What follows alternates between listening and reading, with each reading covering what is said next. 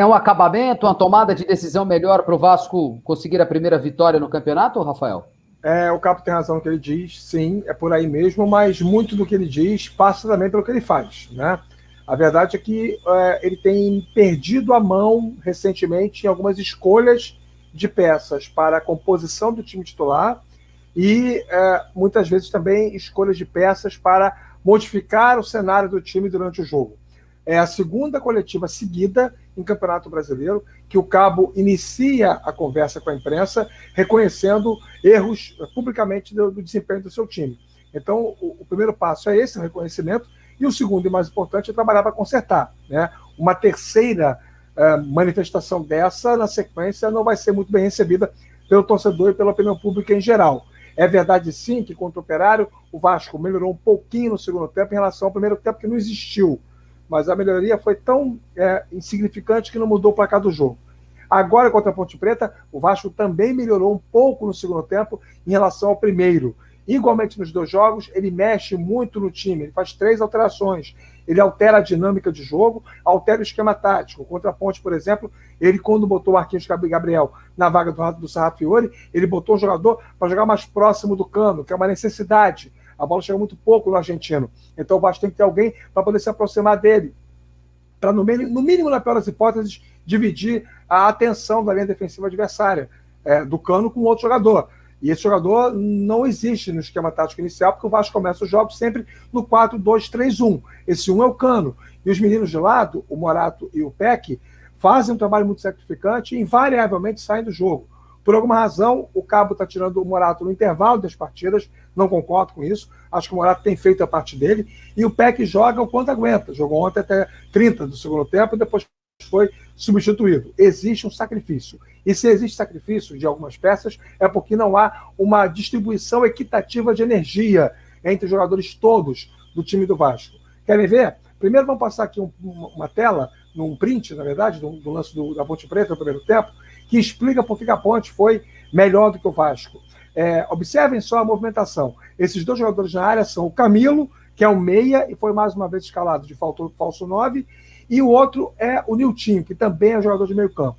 Os dois atacantes de ofício, o Renatinho e o Moisés, o Moisés é esse jogador aberto pela direita, e o Renatinho é esse que está aqui entrando pela meia direita. Eles estavam mais longe da área. Por que eu peguei esse lance como base? Porque foi uma jogada muito bem tramada pela Ponte Preta, aos 11 minutos do primeiro tempo, em que a bola chega até o Camilo no segundo pau, nas costas do Hernando, e ele cabeceia a bola, aliás, ele define de pé direito, sem muito equilíbrio, e a bola passa direito pelo Vanderlei. Durante boa parte do primeiro tempo, a Ponte Preta conseguiu concatenar jogadas na sua intermediária ofensiva, justamente pela movimentação das suas peças. Por não ter um centroavante fixo, meias posicionais, essa movimentação ela quebrou a linha de marcação do Vasco.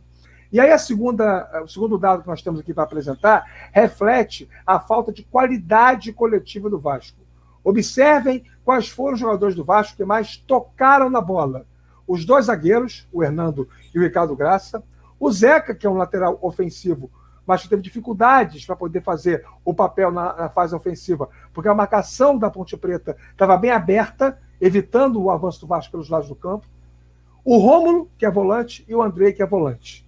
Entre os 5 jogadores que mais tocaram na bola, não tem nenhum meia e nenhum atacante no time do Vasco. Não está aí o Léo Matos, porque ele foi substituído no intervalo, não voltou para o segundo tempo. Talvez estivesse aí, de repente, ocupando a vaga do Rômulo ou do Andrei, como jogador que tenha participado demais do jogo. Mas ele jogou só no primeiro tempo, não entra na estatística total da partida. O Vasco não conseguiu jogar, não conseguiu desenvolver o seu jogo.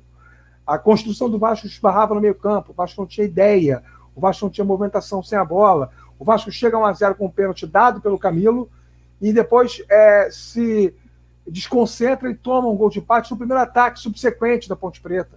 O Vasco não conseguiu criar oportunidades em profusão, o Vasco não conseguiu se recolocar no jogo, o Cabo não conseguiu trazer elementos táticos muito diferentes daqueles que já eram mais ou menos previsíveis para tentar modificar a percepção de posicionamento do time em campo e assim causar apuro ao time adversário. Enfim, o Vasco está começando mal a Série B. Eu não estou aqui analisando o resultado, a derrota para o Operário e o empate com a Ponte Preta. Eu estou analisando qualidade de jogo e comparando o jogo recente do Vasco com os jogos que o Vasco já fez com o Marcelo Cabo.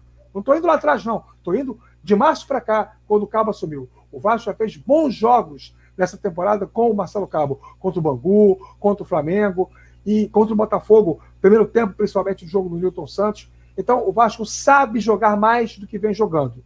Agora, o Cabo tem feito escolhas erradas e tomado decisões equivocadas que estão impactando no desempenho técnico da equipe.